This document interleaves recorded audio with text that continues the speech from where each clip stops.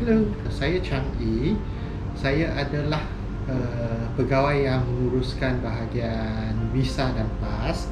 Untuk bahagian visa dan PAS, kita adalah berada di Pusat Nikah. Kita di Aras 7, kita di sebelah pejabat pos. So, biasa kalau pelajar nak datang sini, saya akan kata, anda kena datang ke Pusat Nikah, pergi pejabat pos, sebelah tu adalah unit bahagian visa. Kita ada 9 orang ke semua staff termasuk saya. So saya ada 8 orang staff di bawah saya. So untuk operasi harian, staff saya akan ada yang pergi ke immigration. So di immigration kita mengurus dengan 3 tempat. Satu adalah di Menara TA, KLCC sana. Kedua adalah Jalan Duta. Ketiga adalah Cyberjaya. So tentu you pelik, kenapa kita kena urus dengan 3 bahagian, 3 tempat bahagian immigration? Sebab setiap bahagian mempunyai dia punya PAS tersendiri. So bahagian visa ini juga kita menguruskan PAS pelajar antarabangsa dan juga PAS pengkajian untuk staf antarabangsa. So hari ini saya akan lebih fokus kepada PAS pelajar antarabangsa sebab kebanyakan anda semua akan sentiasa berurus dengan pelajar antarabangsa. Alright.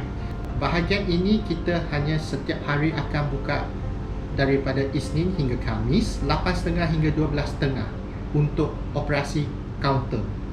Tentu anda pelik, kenapa setengah hari je? Kenapa tidak sehari? Sebab pelajar setiap pagi akan datang untuk menyerah permohonan mereka, sama ada dokumen ke, pasport ke melalui kaunter kepada pihak kami. Lepas tu sebelah petang kita akan menguruskan PAS tersebut atau permohonan tersebut supaya keesokan hari kita akan hantar kepada immigration atau EMGS. Dan setiap hari kebanyakan kita maksimum boleh ambil 30 nombor giliran sahaja. Anda tentu pelik, kenapa 30 Kenapa bukan 60? Kenapa bukan 90? 30 adalah disebabkan setiap nombor, satu nombor tu kadang-kadang bukan seorang pelajar, dia termasuk tanggungan. Katakan seorang pelajar datang ke Malaysia dengan 5 orang tanggungan, maka satu nombor giliran ada 6 permohonan. Itulah sebab kenapa kita hanya dapat mampu menguruskan 30 nombor giliran setiap hari. Seperti tadi saya cakap, saya ada 3 tempat kena pergi ke immigration, maka saya ada 3 orang staff yang akan mengurus ke 3 tempat. Fokus kita akan buat adalah di Menara TA. Kita hanya menguruskan PAS pelajar yang surat tawaran dikeluar oleh PPA. So untuk pelajar syed atau PKP, mereka mempunyai tim mereka sendiri yang menguruskan PAS visa. Untuk PAS pelajar, ada 5 komponen penting untuk PAS pelajar atau PAS tanggungan. Yang pertama adalah untuk PAS pelajar adalah VAL, Visa Approval Letter. Kedua adalah pembaharuan PAS pelajar. Ketiga adalah endorsement. Keempat adalah cancellation. Kelima adalah PASAS. So untuk VAL, setiap pelajar baru yang ingin masuk ke UKM wajib mempunyai Visa Approval Letter atau dikenali sebagai VAL untuk pendaftaran. Tanpa VAL, pelajar atau calon tidak dibenarkan untuk mendaftar dengan Universiti Kebangsaan Malaysia. Untuk mendapatkan VAL, pelajar apabila mohon melalui joint system, kita akan menghantar satu email kepada calon atau pelajar melalui val@ukm.edu.my untuk mereka membuat scan dan menghantar dokumen semua kepada kami saat mereka berada di luar Malaysia. Selepas tu kita akan memproses dia punya dokumen dan akan hantar ke immigration. EMGS ni dia mempunyai satu sistem dipanggil sistem STAR. So semua pelajar antara bangsa punya maklumat akan berada dalam sistem tersebut. So apabila seorang pelajar tu dah dapat Visa Approval Letter atau VAL, dia barulah boleh mendaftar dan kedua baru boleh masuk ke Malaysia. Seperti yang tertera, ini adalah Visa Approval Letter. So Visa Approval Letter adalah sah selama 6 bulan. So dalam tempoh 6 bulan ni pelajar tu akan kena masuk ke Malaysia lah. Apabila dah sampai Malaysia, dia akan pergi ke pusat kesihatan untuk buat pemeriksaan kesihatan dan menyediakan dokumen-dokumen lain dan hantar pasport dan dokumen tersebut bersama dengan laporan kesihatan ke pejabat kami untuk hantar ke immigration untuk urusan pas pelajar yang pertama. So, kebiasaannya kita akan bagi pas pelajar selama setahun. Oleh itu, pelajar kena datang ke pejabat kami 3 bulan sebelum pas tersebut tamat untuk buat pembaharuan pas pelajar. Saya dah masuk ke segmen kedua, which is pembaharuan pas pelajar. So, pembaharuan pas pelajar hanya boleh dibuat 3 bulan sebelum pas sedia ada tamat, dan jika anda gagal untuk datang dalam tempoh 3 bulan tersebut, anda akan mungkin menghadapi masalah tinggal lebih masa lah. So, ini adalah satu kesalahan di Akta Immigration. So, dalam pembaharuan pas pelajar tu, pelajar tetap sama kena menyediakan dokumen-dokumen yang penting untuk menghantar pembaharuan tu. So, untuk fakulti atau untuk anda semua, yang penting adalah satu, LKC, laporan kemajuan pelajar, atau keputusan peperiksaan semester tersebut, dan juga laporan kehadiran pelajar. So, untuk pembaharuan pas pelajar, seseorang pelajar tu yang perlu hantar kalau dia penyelidikan adalah laporan kemajuan calon. Untuk mod kerja khusus, dia kena hantar keputusan dan juga laporan kehadiran. So, ini adalah penting. Tanpa ini, pembaharuan pas pelajar tidak dapat dilakukan. So, yang ketiga adalah berkaitan dengan pemindahan PAS, endorsement. So, pemindahan PAS ini bukan setiap pelajar akan berlaku. Seseorang pelajar wajib buat pemindahan PAS daripada pasport lama ke pasport baru adalah apabila tempoh pasport sah laku tu kurang daripada permohonan PAS pelajar. Katakan kita nak mohon satu PAS pelajar selama 12 bulan, tetapi tempoh PAS sah laku pasport tu hanya 9 bulan, maka tak cukup. Sebab tu pelajar tu kena pergi ke kedutaan mereka untuk memohon pasport baru. Lepas tu buat pemindahan PAS pelajar daripada pasport sedia ada kepada pasport baru. Lepas tu baru boleh buat pembaharuan PAS pelajar. Untuk pemindahan PAS pelajar, tidak semua pelajar akan buat. Dia akan ikut tempoh sah laku pasport lah. Kalau tempoh sah laku pasport tu melebihi tempoh pengajian, maka tak ada isu ini. Yang keempat pelajar wajib buat adalah pembatalan PAS pelajar.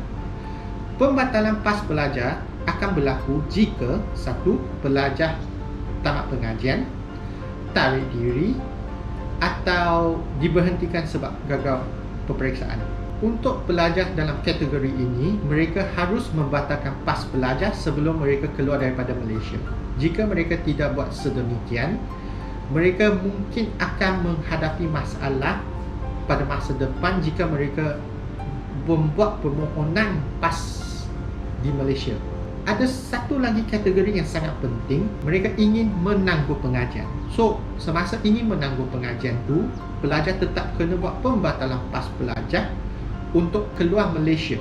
Sebab semasa penangguhan pengajian, pelajar tersebut pada ketika itu bukan pelajar institusi. Sebab tu, jika mereka berada di Malaysia, mereka tidak akan dapat menggunakan kemudahan-kemudahan di universiti juga kan. Ada satu benda lagi. Kenapa pelajar kena keluar semasa penangguhan? Sebab kita nak meminimumkan kebarangkalian untuk mereka bekerja di Malaysia. Sebab mana-mana individu yang mempunyai PAS pelajar tidak dibenarkan bekerja di Malaysia. Memegang PAS pelajar dan bekerja adalah satu kesalahan di Akta Immigration.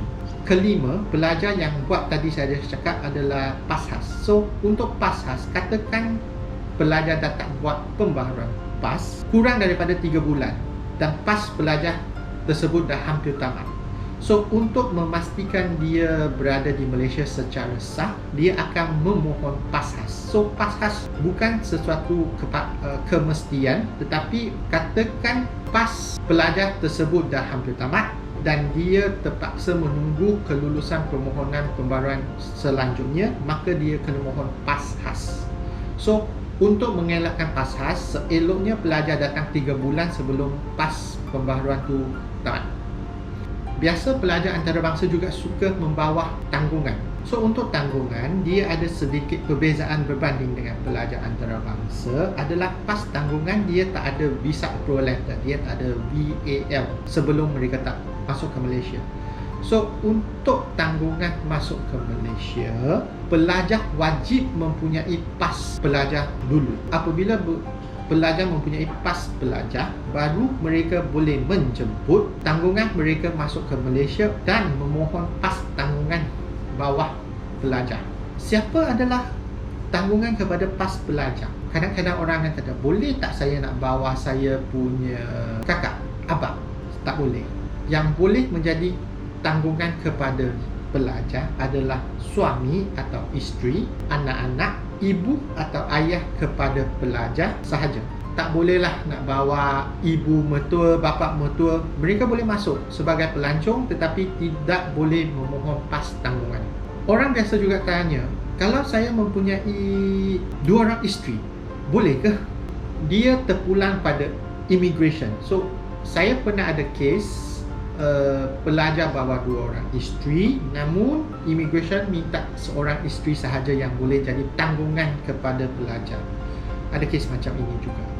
So, yang selanjutnya apabila dah dapat PAS tanggungan, mereka akanlah melalui proses seperti student, buat pembaharuan PAS pelajar tanggungan, endorsement, PAS cancellation, PAS khas yang berkaitan. Untuk tanggungan, kita kena pastikan satu benda. Setiap permohonan, pelajar harus mempunyai PAS pelajar dahulu, baru kita boleh buat PAS tanggungan.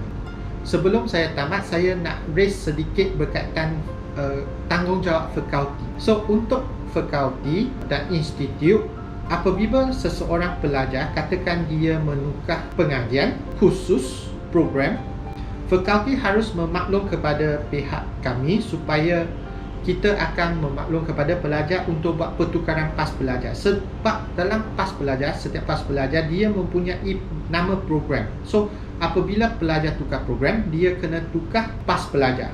Selain itu, untuk pembaharuan PAS, pelajar wajib mempunyai LKC, laporan kemajuan calon. So, ini adalah penting untuk fakulti mengingatkan penyelia untuk mengisi.